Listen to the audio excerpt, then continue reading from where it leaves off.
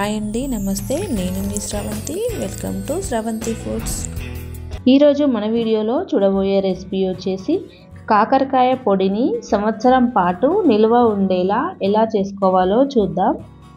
ఇలా ఒకసారి చేసి పెట్టుకున్నట్లయితే ఎప్పుడు కావాలంటే అప్పుడు వేడి వేడి అన్నంలోకైనా ఇడ్లీ దోశలోకైనా చాలా బాగుంటుంది. దీని ప్రాసెస్ ఎలానో చూద్దాం. ముందుగా ఇలా పావు కేజీ వరకు కాకరకాయలను తీసుకోవాలి. వీటిని నీట్గా కడిగి తడి లేకుండా తుడుచుకోవాలి. ఇలా కడిగిన తర్వాత వీటిని ఈ విధంగా రౌండ్గా కట్ చేసుకోవాలి. వీలైనంత సన్న ముక్కలుగా కట్ చేసుకోవాలి. ఇలా సన్న ముక్కలుగా కట్ చేసుకుంటే త్వరగా ఫ్రై అవుతాయి.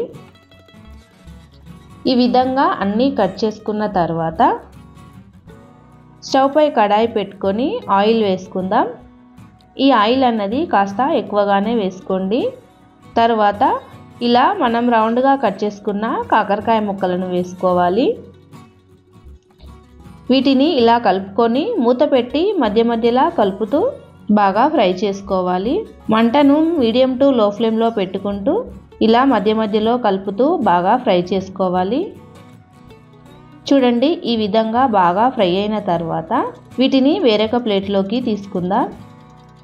ఇప్పుడు ఇదే ఆయిల్లోకి కొద్దిగా కరివేపాకును వేసి ఫ్రై చేసుకుందాం. ఇలా కరివేపాకు కూడా ఫ్రై చేసి తీసుకోవాలి. ఇప్పుడు ఈ ఆయిల్లోంచి కొద్దిగా ఆయిల్ని తీసేసుకుందాం. ఒక స్పూన్ వరకు ఉంచి మిగతా ఆయిల్ని తీసేసుకోవాలి.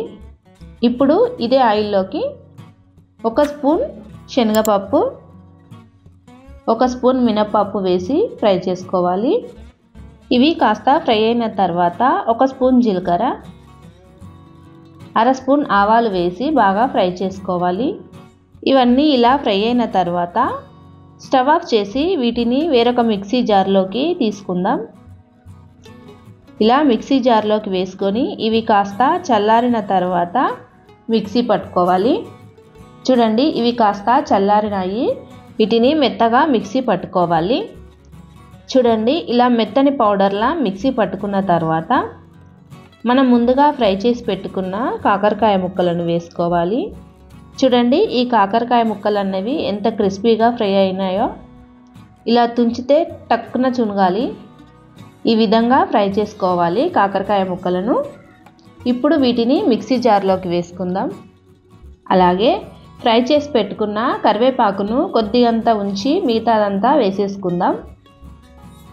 ఆ తర్వాత ఇందులోకి కొన్ని వెల్లుల్లిపాయలను పొట్టుతో సహా వేసుకోవాలి. అలాగే 2 స్పూన్ల కారం, 1.5 స్పూన్ సాల్ట్ వేసి కాస్త బరకగా మిక్సీ పట్టుకోవాలి. మీరు మెత్తగా కావాలనుకుంటే మెత్తగానైనా మిక్సీ పట్టుకోవచ్చు. చూడండి, ఈ విధంగా మిక్సీ పట్టుకున్న తర్వాత దీనిని వేరొక ప్లేట్లోకి వేసుకుందాం. ఇప్పుడు మనం పక్కన పెట్టుకున్న కరివేపాకును కూడా ఇందులోకి వేసుకొని అంతా ఓసారి కలుపుకోవాలి. అంతే అండి, ఎంతో టేస్టీగా ఉండే కాకరకాయ పొడి రెడీ అయినట్లే. ఇది కాస్త చల్లారిన తర్వాత గాజు సీసాలో వేసి పెట్టుకుంటే సంవత్సరం పాటు నిల్వ ఉంటుంది.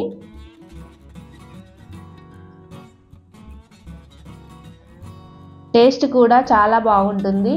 చేదు అనేది ఎక్కడా తెలియకుండా ఉంటుంది. తప్పకుండా ఓసారి ట్రై చేయండి.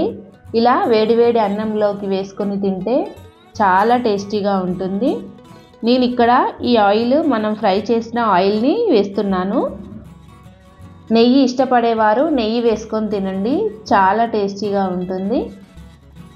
అంతే అండి, ఎంతో టేస్టీగా ఉండే కాకరకాయ పొడి రెసిపీ మీకు నచ్చినట్లయితే మీ ఫ్యామిలీ అండ్ ఫ్రెండ్స్కి షేర్ చేయండి. మన ఛానల్ని సబ్స్క్రైబ్ చేసుకోండి.